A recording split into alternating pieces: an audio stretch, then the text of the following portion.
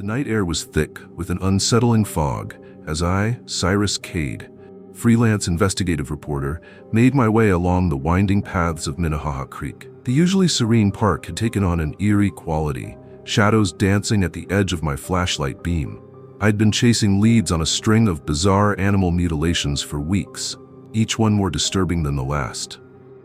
It all started on a crisp autumn morning when a jogger stumbled upon the first mutilated squirrel. At first, animal control dismissed it as a routine predator attack. But as the days passed, more carcasses appeared. Raccoons, opossums, even a few stray cats. The cuts were impossibly precise, organs missing, not a drop of blood to be found. I caught wind of the story through a contact at the Minneapolis Police Department. Officer Sarah Reeves, an old friend from my beat reporting days, pulled me aside after a press conference. "Cyrus," she whispered, her eyes darting nervously, "there's something not right about these animal deaths. The higher-ups are trying to keep it quiet, but I think you should look into it." That was all the encouragement I needed. I spent the next few weeks interviewing park rangers, veterinarians, and local residents. Each conversation left me more unsettled than the last. "I've never seen anything like it," Dr. Eliza Chen, the city's lead veterinary pathologist, told me. Her hands shook slightly as she showed me the autopsy reports. "These aren't animal attacks. The incisions are too clean, too precise, and the missing organs, it's like they were harvested." As the body count rose, so did public anxiety. Rumors spread like wildfire, everything from satanic cults to alien experiments. The police increased patrols in the parks, but the mutilations continued.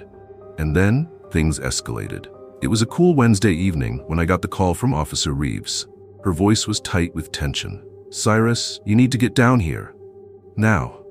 I arrived at Minnehaha Falls to find the area cordoned off, blue and red lights painting the trees. Sarah met me at the police line, her face pale. "It's not just animals anymore," she said, leading me to a secluded area behind the falls. There, partially hidden by bushes, lay the body of a man. The same precision cuts, the same missing organs. I felt the bile rise in my throat. "Jesus," I muttered. "Who was he?" Sarah shook her head. "John Doe. No ID, no matches in our database. But get this. The coroner estimates he's been dead for at least a week, yet there's no decomposition, no scavenger marks. It's like he was preserved." I left the crime scene with more questions than answers, my mind racing. This was no longer just a story. It was a nightmare unfolding in my own backyard. In the days that followed, I threw myself into the investigation.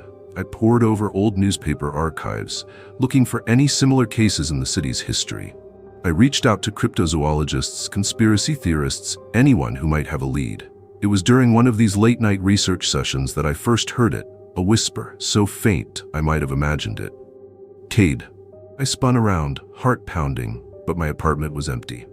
Just the wind, I told myself.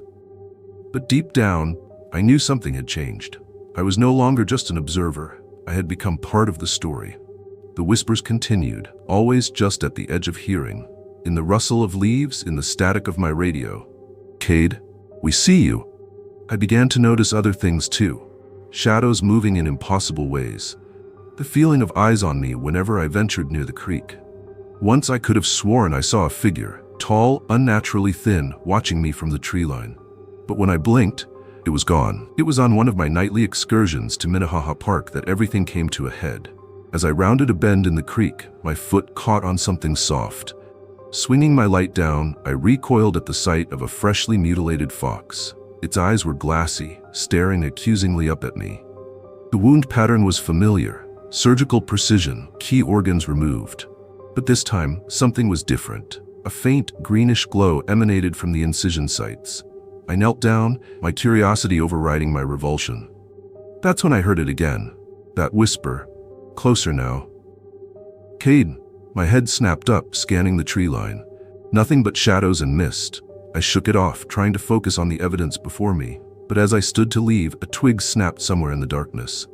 Then another. Footsteps drawing closer. Heart pounding, I fumbled for my phone, desperate to document whatever was coming. But as I raised it to record, the screen flickered and died. Static electricity crackled in the air, raising the hair on my arms.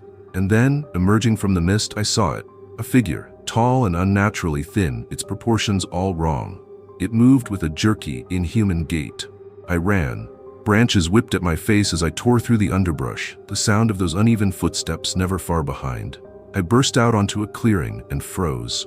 There, half hidden by overgrown foliage, was a rusted metal door set into a small hillside.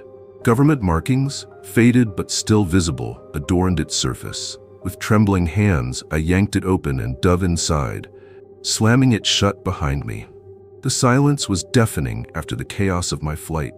As my eyes adjusted to the gloom, I found myself in a long-abandoned laboratory. Dust-covered equipment lined the walls, and in the center of the room stood a large, shattered containment tank. Approaching cautiously, I noticed claw marks scored deep into the metal. Whatever had been kept here, it hadn't wanted to stay. A weathered file cabinet caught my eye, and I rifled through it, my journalist instincts taking over. Most of the documents were too degraded to read, but one folder stood out. Project Chimera, Genetic Hybridization Initiative. My blood ran cold as I skimmed the contents. Talk of splicing animal and human DNA, of creating the perfect predator.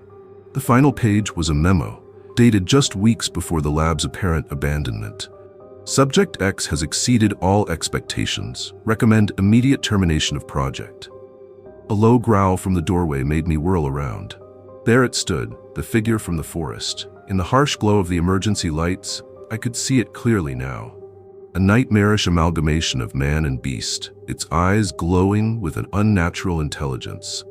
It cocked its head, studying me with an almost curious expression. I backed away slowly, my mind racing. This thing, this abomination, was the result of human arrogance, of science pushed too far, and now it was loose, hunting in the parks of Minneapolis. As my back hit the wall, I realized with horror that I had cornered myself. The creature's lips pulled back in a grotesque approximation of a smile, revealing rows of razor-sharp teeth. In that moment, I knew that even if I somehow survived this encounter, the real nightmare was just beginning. What other monstrosities had this lab created? How many were out there, lurking in the shadows of our city? And who would believe me if I tried to warn them? The creature lunged, and I braced myself for the end. But suddenly, alarms blared to life and emergency shutters slammed down around us. The thing hesitated, its head swiveling towards the noise. In that split second of distraction, I bolted for a half-hidden emergency exit. As I burst out into the cool night air, gasping for breath, I could hear the creature's frustrated howls echoing behind me. I ran until my legs gave out, collapsing on a busy street corner miles from the park. Passers-by gave me concerned looks, but I barely noticed them. The next few days passed in a blur. I holed up in my apartment, jumping at every sound, peering nervously out the windows. I tried to write up my findings, to make sense of what I'd seen, but the words wouldn't come. How could I possibly explain the horror lurking beneath our city? I reached out to Sarah, hoping for some official backup, but her response chilled me to the bone. "Cyrus, you need to drop this," she said, her voice tight with fear. "There are people, powerful people, who don't want this getting out. They've already been asking questions about you. Please, for your own safety, let it go." But I couldn't let it go. The image of that creature, the files I'd seen, the continuing animal mutilations, it all pointed to something far bigger and more terrifying than I'd imagined. I began to notice strange men in suits watching my apartment. My phone calls were filled with strange clicks and static. Twice, I caught glimpses of that tall, thin figure in the shadows outside my window, and still the whispers continued. "Kade, you can't hide. We're coming." As weeks passed, an atmosphere of fear settled over Minneapolis. More bodies turned up, both animal and human, each bearing those same precise, bloodless cuts. The police were overwhelmed, the public panicked. Theories ran wild, everything from serial killers to government conspiracies. I knew the truth, or at least part of it, but every attempt I made to go public was shut down. My editor refused to run the story, citing lack of evidence. Online posts mysteriously disappeared within hours. It was as if some unseen force was working to keep the truth hidden. But I couldn't stay silent. I began leaving anonymous tips, reaching out to other journalists, trying to piece together a network of people who might believe me. All the while, I continued my own investigation, delving deeper into the history of Project Chimera. What I uncovered was horrifying. The project hadn't just created one creature. There were others, each more nightmarish than the last. And worse, there were indications that the project hadn't been shut down at all, merely relocated. It all came to a head on a stormy night, 3 months after my encounter in the lab.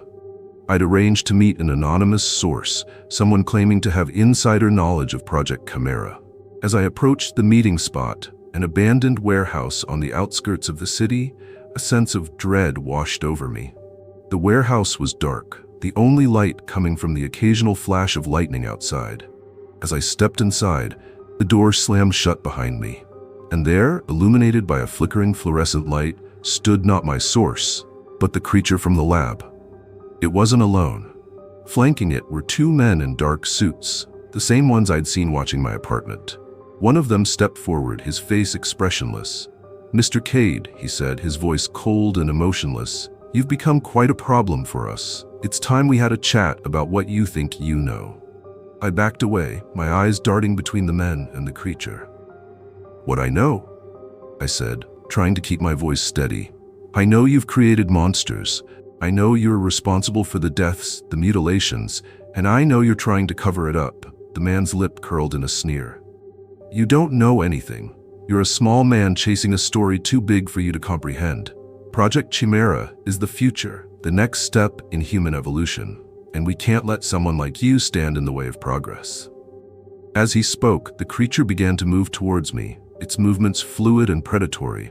I could see the hunger in its glowing eyes, the anticipation of the kill. In that moment, I realized I had a choice. I could run, try to save myself, or I could make sure the truth got out, no matter the cost. I chose the truth.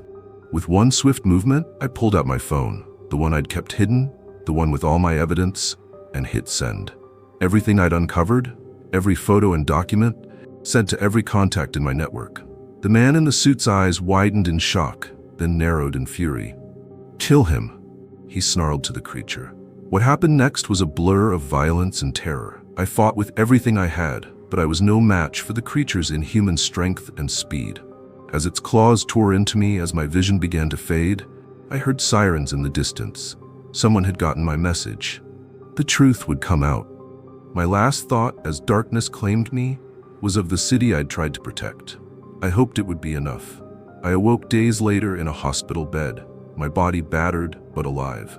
The warehouse had been found empty, no trace of the creature or the men in suits. But my evidence had gotten out, sparking a firestorm of controversy and investigation. In the months that followed, pieces of the truth began to emerge.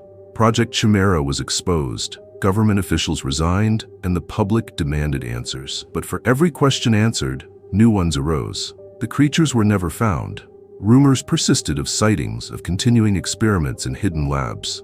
As for me, I've never felt safe since that night. I still hear the whispers sometimes, still catch glimpses of impossible shadows. I know that what we uncovered was only the tip of the iceberg. Somewhere out there, in the dark places of our world, Project Chimera continues. And its creations are watching, waiting, hungry for the day they can emerge from the shadows and claim their place in a world unprepared for their existence. This is Cyrus Cade, signing off. But remember, the next time you hear an unexplained noise in the night, the next time you feel unseen eyes upon you, it may not be your imagination. The monsters are real, and they're closer than you think.